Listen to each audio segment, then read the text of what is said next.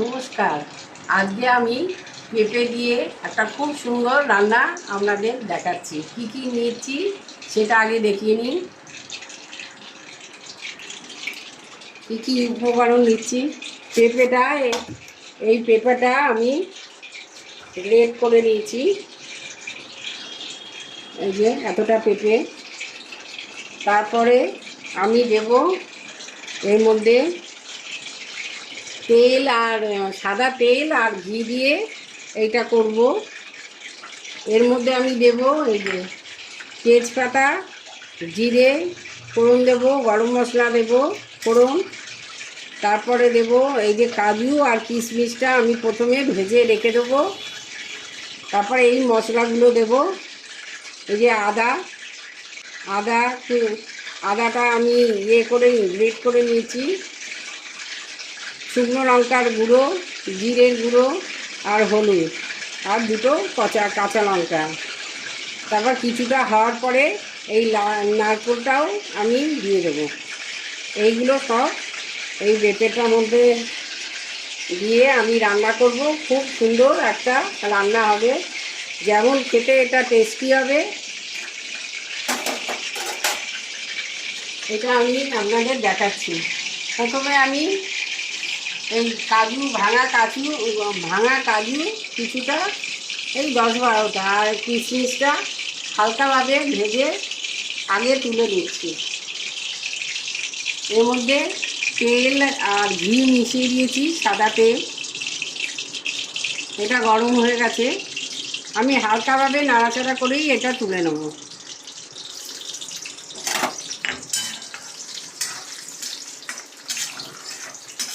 এই রান্নাটা খেতে, এই পেঁপে যারা খেতে চান না তাদের এই ভাত দিয়ে, রুটি দিয়ে, সব দিয়ে এই রান্নাটা খেতে খুব সুন্দর লাগবে। এত সুন্দর স্বাদ হয়, খুব সুন্দর স্বাদ হয় খেতে। এই যে আমি কাজু আর কিশমিশটা হালকাভাবে ভেজে নিয়েছি। এবার আমি তুলে নেব। কাজু কিশমিশটা তুলে নিলাম।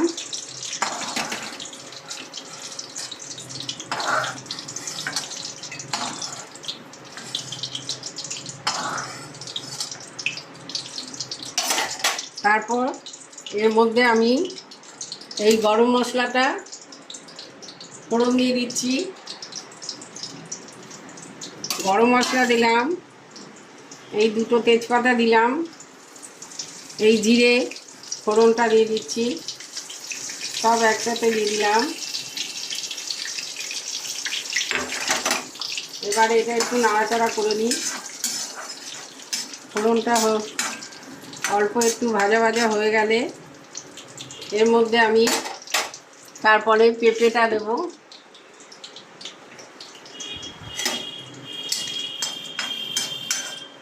এই গরম মশলা যখন গন্ধটা, খুব সুন্দর গন্ধ উঠবে, তখনই পেঁপেটা দিতে হবে।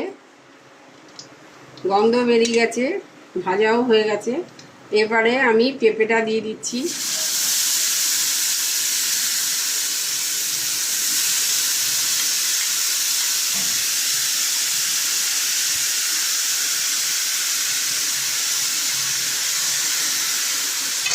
আমি পেঁপেটা দিলাম। এরপরে আমি কিছুটা লবণ দেব। একটু নাড়িয়ে নিই। এরপরে আমি এক এক করে এর মধ্যে সব মিশিয়ে দেবো। এই যে স্বাদ মতন লবণ দিলাম,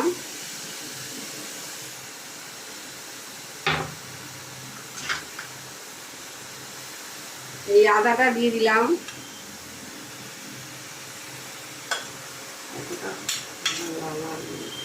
এই কিছুটা আদা দিলাম, সবটা দিলাম না। এই হলুদটা দিয়ে দিলাম, হলুদ গুঁড়ি, জিরের গুঁড়ি,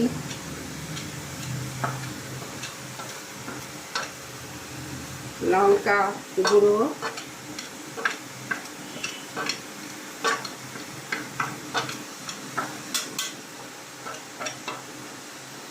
দিলাম।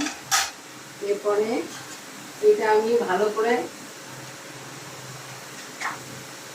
এরপরে আমি এইগুলো এবারে ভালো করে নাড়াচাড়া করে কিছুক্ষণ কষিয়ে নিতে হবে।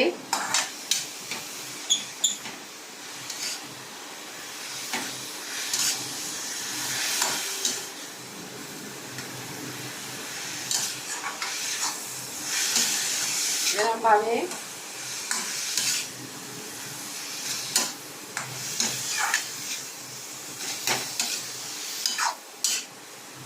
এটা মশলা, কাঁচা মশলাটা ভাতটা চলে গেলে তারপরে এর মধ্যে আমি অল্প একটু জল দিয়ে আস্তে করে ঢেকে দেবো। এই কাঁচা ভাতটা চলে যাক, আমি কিছুক্ষণ নাড়াচাড়া করি।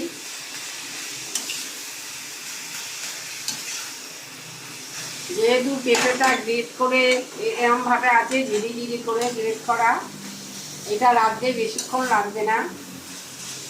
আর এইসব যা যা আমি উপকরণগুলো দিয়েছি খেতেও অসাধারণ লাগে। এটা ভাত, রুটি, পরোটা যা দিয়ে খাবেন তাই দিয়ে খুব ভালো লাগবে, ছোট বড় সবারই ভালো লাগবে। এটা স্বাদ এত সুন্দর, এত অসাধারণ স্বাদ হয়। এটা কিছুক্ষণ এরম থাক।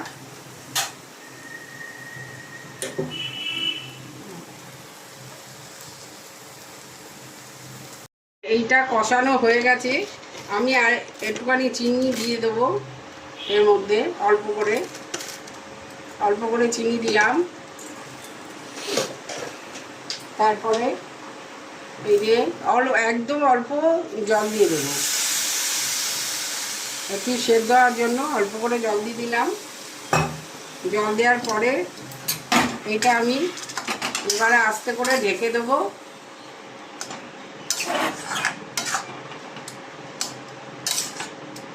এটা একটুখানি সেদ্ধ হোক, তারপরে আমি নামাবার আগে আপনাদের দেখাবো। এই কাজু কিশমিশগুলো নামাবার আগে দেব, আর নারকোলটাও দেব নামাবার আগে, এগুলো আমি দেবো। এখন এটা সেদ্ধ হতে দিচ্ছি, আমি এটা ঢেকে দিচ্ছি। আমি ঢেকে দিলাম, এটা কিছুক্ষণ হোক, তারপরে আপনাদের আমি দেখাচ্ছি। এটা আবার দেখি কতটা হয়েছে। হ্যাঁ, আমার এতটা হয়েছে। এরপরে শুকিয়ে গেছে জলটা, আমি 1 চামচ এর মধ্যে নারকেল কোড়া দিয়ে দিই। নারকেল কোড়া দিয়ে আমি আর একটুখানি নাড়াচাড়া করবো, নইলে নারকেলের কাঁচা গন্ধ বেরাবে।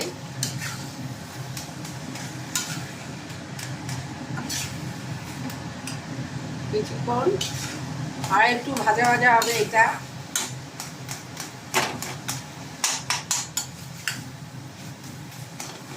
এটা একটু হোক, এটা একটুখানি হবে।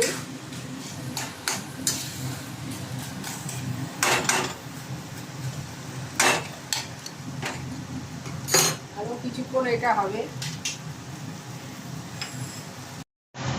এটা আমার এখন হয়ে গেছে পেঁপের, এইটার নাম আমি দিয়েছি।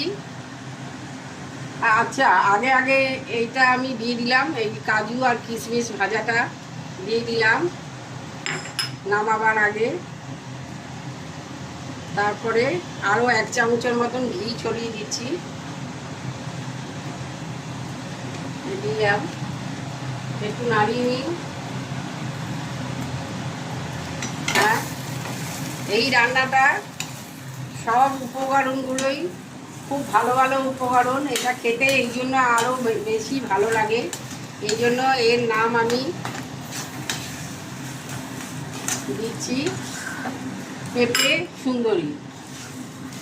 এটার নাম আমি দিলাম পেঁপে সুন্দরী, কেন প্রত্যেকটা উপকরণই এর মধ্যে কাজু, কিশমিশ, ঘি, নারকোল সব ভালো ভালো উপকরণ দিয়েছি। এটা খেতে এই জন্য আরও বেশি সুন্দর লাগবে। এই যে আমার রান্নাটা হয়ে গেছে, এবার এটা আমি ঢেলে নিচ্ছি এই বাটিটার মধ্যে।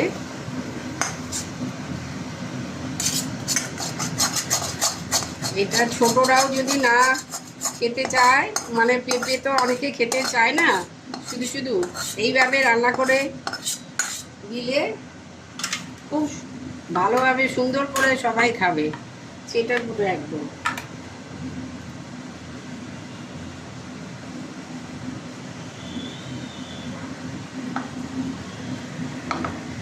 রান্নাটা